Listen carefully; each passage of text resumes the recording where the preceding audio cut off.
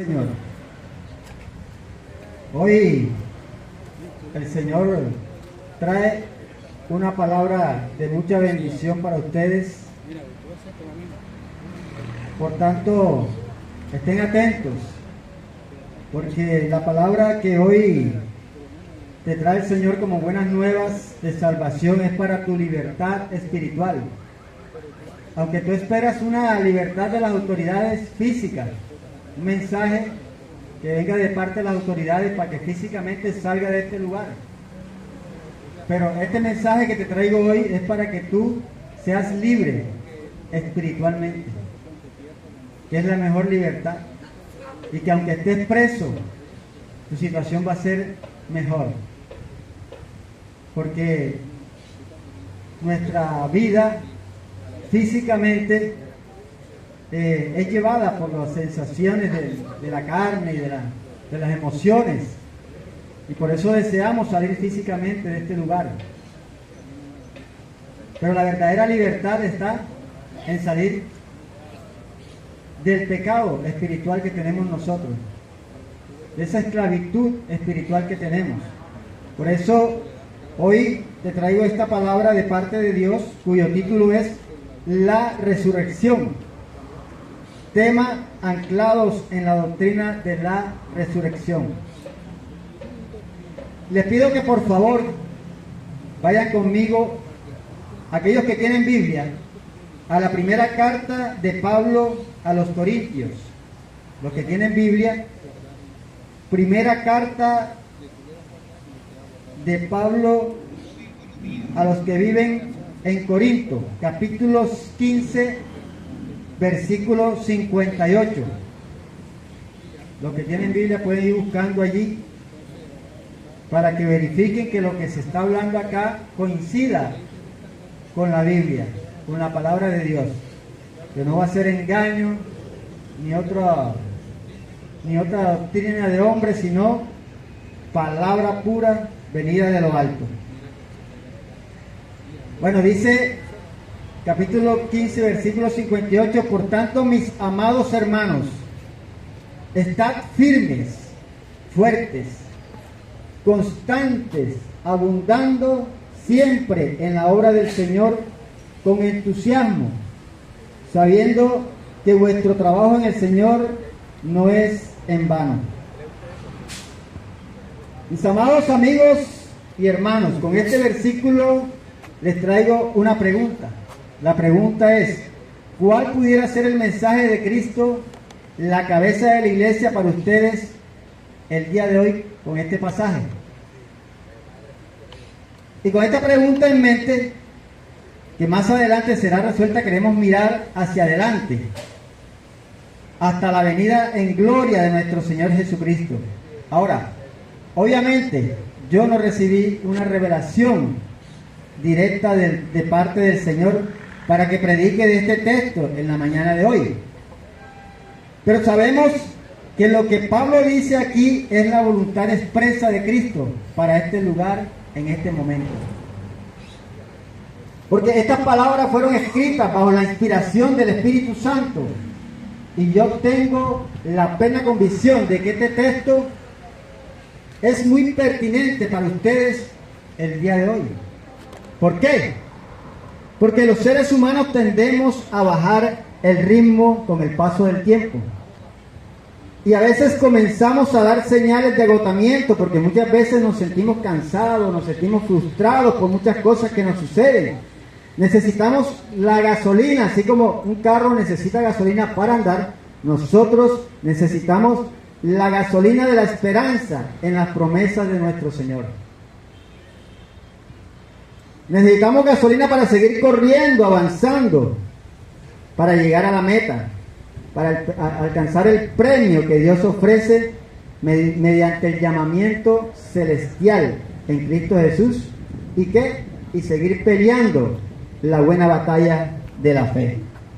Por otro lado, también corremos el peligro de olvidar nuestra razón de ser como seguidores de Cristo, porque hacemos lo que hacemos y fácilmente caemos en una especie de inercia religiosa que nos mantiene haciendo las mismas cosas de siempre, pero no con la misma motivación ni con el mismo entendimiento.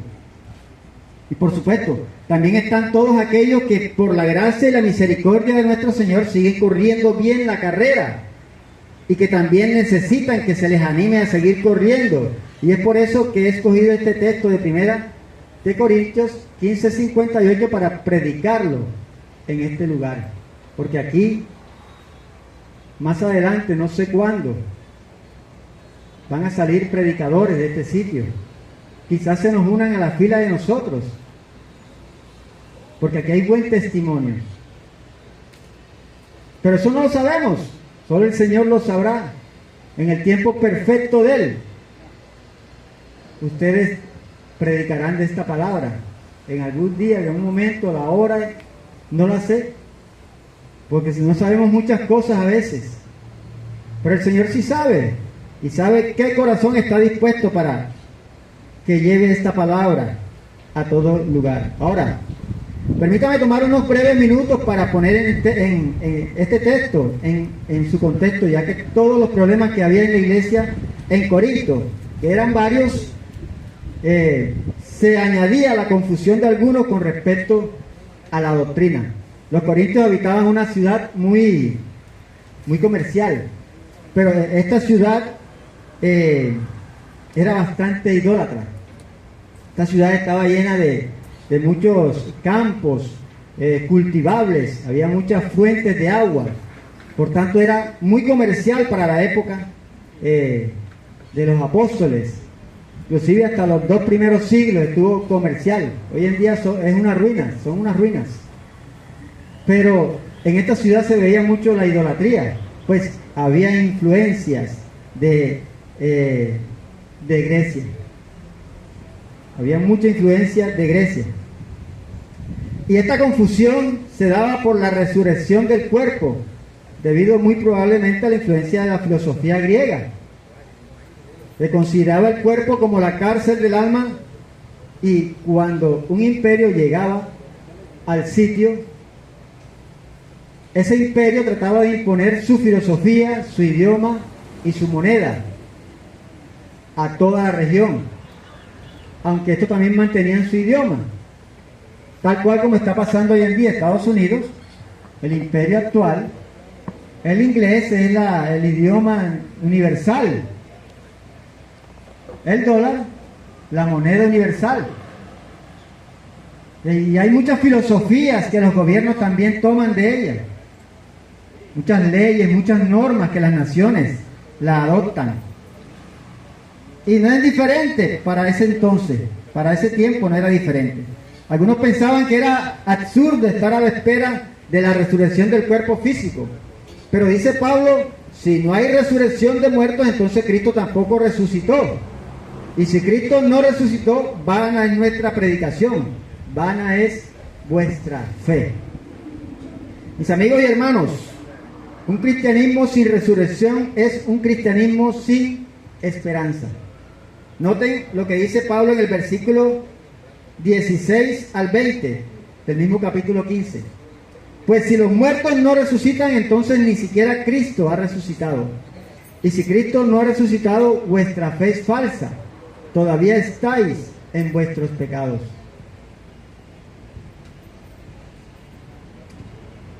Mis amigos, si Cristo no hubiese resucitado, en vano estaríamos nosotros aquí predicando la palabra. No tendría sentido. Y los muertos seguirían muertos.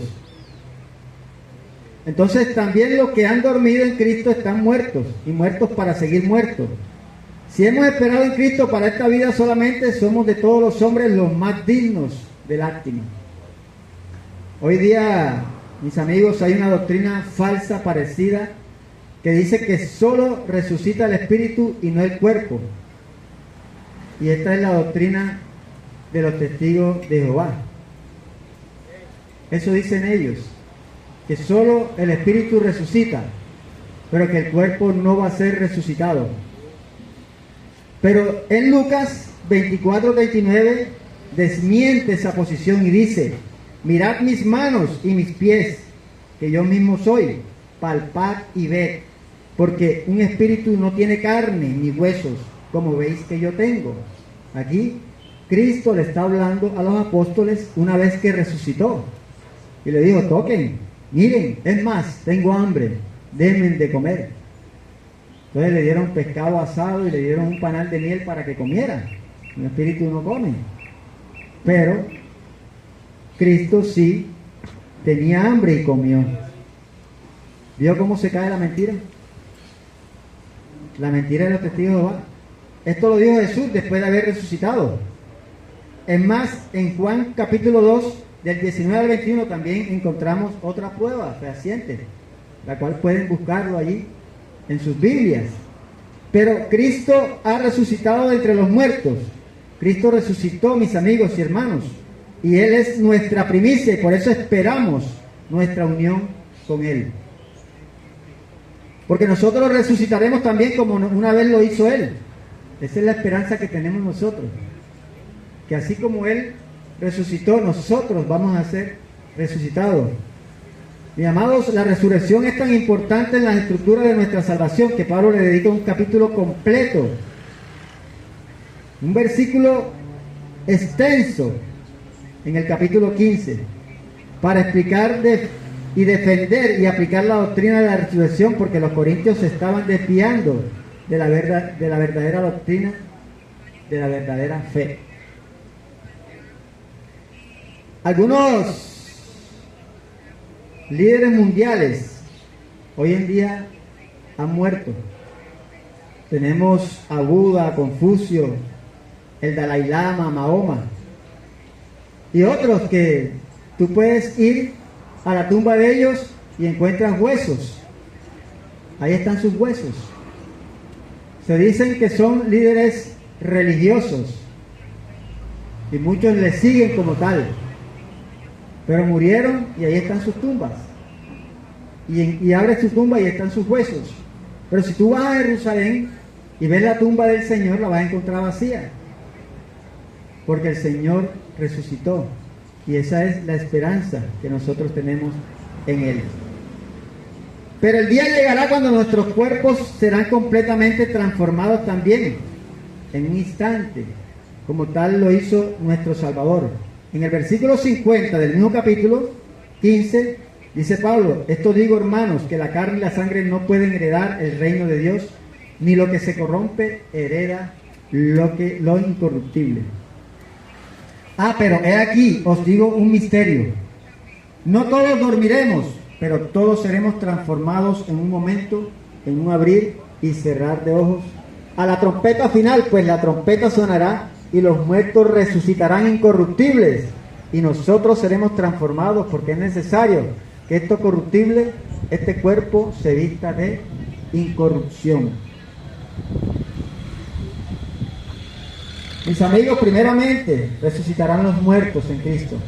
Esos que murieron ahora, hace un siglo, los que van a morir después, todos van a resucitar primeramente ellos. Y los que estamos vivos seremos transformados en cuerpos incorruptibles. Esa es la esperanza que tenemos para aquellos que creen y se arrepienten y siguen al Señor. Versículo 54 dice, pero cuando esto corruptible se haya vestido de incorrupción y esto mortal se haya vestido de inmortalidad, entonces se cumplirá la palabra escrita, sorbida es la muerte en victoria. Esta palabra sorbida, sus sinónimos son devorada, succionada, es la muerte en victoria. Esta pierde su función para este caso. La muerte, mis amigos y hermanos, es como una sombra que nos persigue a lo largo de toda nuestra existencia y que nos manda de vez en cuando aviso si tratamos de ignorarla. Tenemos un dolor por aquí, una enfermedad por allá, un examen médico por allá. Son avisos que nos da la muerte, ¿verdad? De que algún día vas a morir y que este cuerpo no es eterno. En cualquier momento pierdes la vida. Te puede caer un motor de un avión allá arriba que se estalla. ¡Pum! Mi hermano, en cualquier momento estamos expuestos a que este cuerpo deje de existir. Pero un día, mis amigos y hermanos, miraremos de frente a ese tirano, a esa muerte. Y con un grito de júbilo le diremos a la cara: ¿dónde está, oh muerte, tu victoria? ¿Dónde, oh sepulcro, tu aguijón? El aguijón venenoso que nos atormentaba por causa de nuestro pecado quedó clavado en el cuerpo de Cristo cuando murió en nuestro lugar en la cruz del Calvario. En el versículo 56, el aguijón de la muerte es el pecado y el poder del pecado es la ley, pero a Dios gracias que nos da la victoria por medio de nuestro Señor Jesucristo. Y nuestras tumbas vacías a futuro proclamarán que Jesucristo reina, que Él es un poderoso Salvador y que nosotros compartiremos su victoria aplastante sobre los poderes del pecado. Esa es la luz de esa realidad que ahora Pablo nos dice en el versículo 58, que es el versículo que estamos tratando hoy. Porque no podíamos comenzar sin antes ver el contexto de este versículo. ¿Vieron por qué yo no podía saltar al versículo 58 sin antes ver el contexto? Por tanto, como esto es una realidad, por cuanto Cristo resucitó, nosotros resucitaremos con Él. Estad firmes, constantes, abundando siempre en la obra del Señor, sabiendo que nuestro trabajo en el Señor no es en vano. Esta doctrina posee enormes repercusiones para nuestra vida, aquí y ahora. Si creemos en la resurrección, y debemos creer en ella.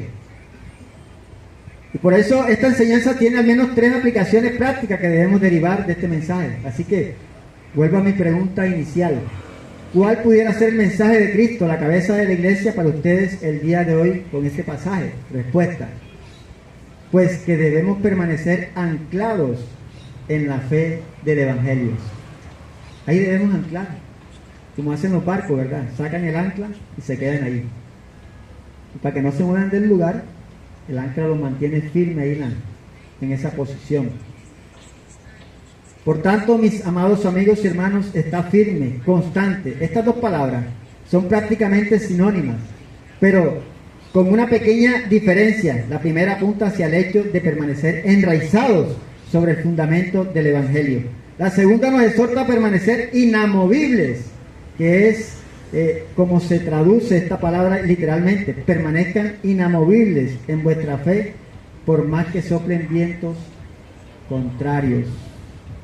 Muchos vendrán aquí a predicarles la palabra de Dios y llegarán convenciéndolos, utilizando todas las artimañas, todo lo que ellos tienen en la carne, para tratar de convencerlo. Inclusive llorarán y botarán lágrimas para tratar de convencerlos, pero muchos andan errados.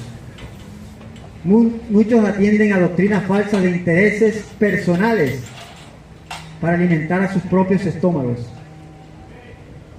Y se salen de la realidad y se desvían del camino, llevando a almas al infierno. Muchos dicen que al purgatorio, pero eso no existe. Es directo al infierno. 2 lugares, cielo e infierno. Pero están mintiendo y vienen a estos lugares a enseñar falsas creencias. De manera que este capítulo termina como comienza el versículo primero de 1 Corintios 15, donde Pablo le recuerda el evangelio que él les había predicado, el cual también recibió, en el cual también estáis firmes, en el cual también deben perseverar. Versículo 3 del capítulo 15 dice: porque primeramente os he enseñado lo que asimismo recibí, que Cristo murió por nuestros pecados conforme a las Escrituras, que fue sepultado y que resucitó al tercer día conforme a las Escrituras. 3 días para resucitar. Y ahora Pablo les dice: permanezcan allí, no se muevan ni un milímetro de ese fundamento. Y noten que no se trata de una sugerencia, es una orden. Estad firmes, esa es la orden. Pero, ¿estar firme en qué? Pues en el evangelio que yo les prediqué. Es un mandato similar al de Colosenses 1:23, donde Pablo le exhorta a los colosenses a permanecer bien cimentados y constantes. ¿Ven la similitud? Cimentados, constantes, firmes. Estar firmes. No moveros o no se muevan del Evangelio de la esperanza que es en Cristo Jesús. Manténgase allí y no se vayan detrás de un mensaje más novedoso o que parezca más atractivo o que parezca más respetable a los ojos de la intelectualidad humana, porque el Evangelio no es una opción religiosa entre muchas otras. Y la tumba vacía de Jesús es la confirmación de que Él era quien decía ser, el Mesías prometido en el Antiguo Testamento. ¿Era verdad? No era mentira. Y la podemos ver, la podemos palpar. Tú puedes ir allá a Israel, allá a Jerusalén actual, y encuentras todos los lugares donde estuvo Cristo, donde hizo los milagros, donde levantó al paralítico, donde habló de muchas cosas. Y ahí está su tumba también. Entonces, no era mentira. Muchos antes de él llegaron, murieron y ahí están sus tumbas. Pero él venía proclamando una verdad que era ineludible. Una verdad verdadera, se puede decir. Hoy vemos cómo muchas religiones llegan a este sitio trayendo esas enseñanzas. Y ustedes no deben prestar el oído a esas falsas enseñanzas si no le hablan con las escrituras. Verifiquen que lo que le dicen aquí está en esa palabra que el Señor nos dejó como prueba. Solo el Dios encarnado pudo vivir en nuestro lugar la vida de perfecta obediencia que nosotros no podíamos vivir y luego morir allá en una cruz para absorber nuestra culpa muriendo nuestra muerte. Él murió nuestra muerte. Solo en Él hay perdón de pecados y vida eterna. Solo Él es el camino, la verdad y la vida. El único acceso al Padre, solo Él le da propósito y significado a nuestra existencia. Porque, mis amigos, solo Él es capaz de restaurar en nosotros la imagen de Dios. Solo Él.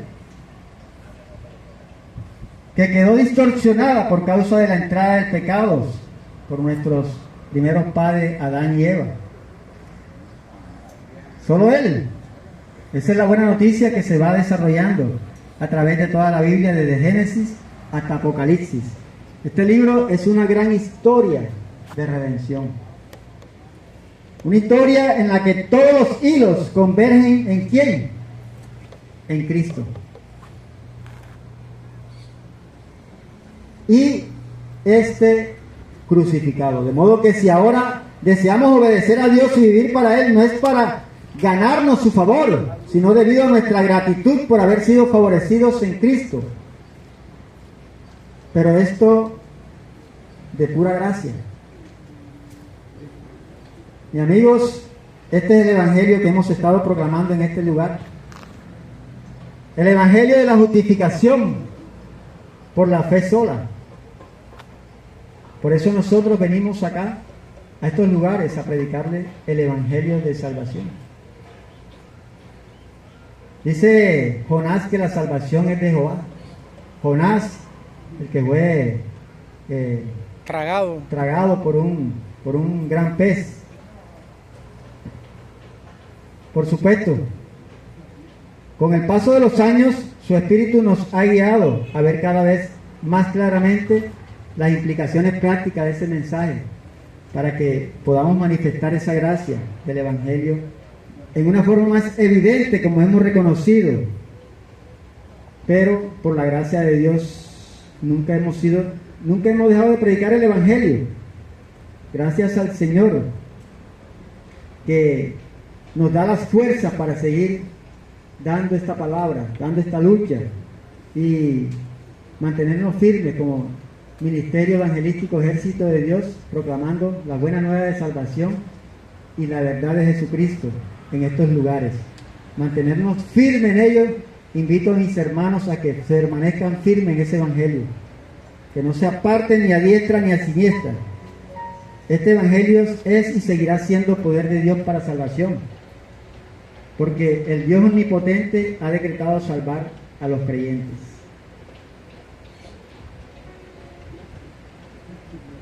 Dice el versículo 58, por tanto, mis amados hermanos, estad firmes, constantes, abundando siempre en la obra del Señor. Dice Robert Charles Sproul, teólogo reformista, el ahora cuenta para siempre. El ahora cuenta para siempre. Lo que hagamos para Cristo en esta vida trasciende el tiempo y penetra en la eternidad. Mi amado amigo, ¿tú crees eso? ¿Tú crees que algún día el Señor nos levantará de la tumba y estaremos en su presencia en cuerpo glorificado?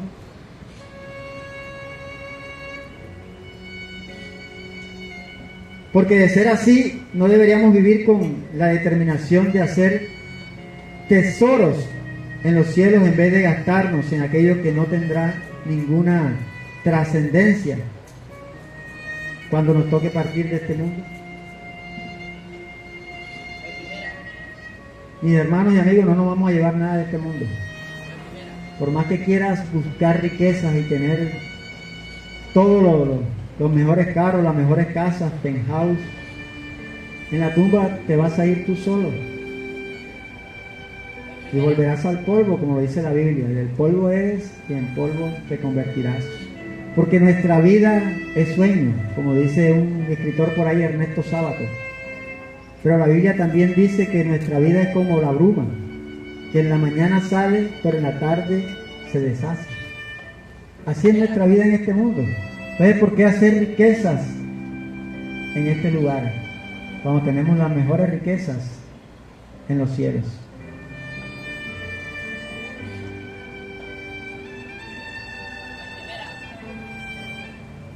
El momento para hacer lo que tenemos que hacer es ahora, no es mañana, porque el mañana es incertidumbre. Para esa gente que dice, yo mañana me convierto, no, que después, cuando ya esté viejo, les digo que el mañana es del diablo. El hoy es de Dios, todo el tiempo es de Dios. Pero en ese pensamiento de que me convierto mañana, te está impidiendo venir a Cristo en arrepentimiento y fe. Ese es el diablo que no te deja, porque tú no sabes si mañana estarás vivo o despertarás en el infierno por los siglos de los siglos. Amén. No sabe, no está seguro. Dice John MacArthur, con mucha razón, que hasta que el Señor vuelva hay almas que alcanzar, ministerios de toda clase que llevar a cabo. Todo cristiano debiera trabajar incansablemente en todo aquello para lo que Dios ha capacitado y ha llamado. Nuestro dinero, tiempo, energía, talento, dones, cuerpo, mente y espíritu debieran estar invertidos en todo aquello que de alguna manera contribuye a la obra del Señor. Y luego MacArthur dice, o concluye con una frase maravillosa que dice, debemos ponerles manos y pies a nuestra gratitud. Maravilloso es el Señor, ¿verdad? Que utiliza a estos siervos para darnos palabras de fe y de esperanza.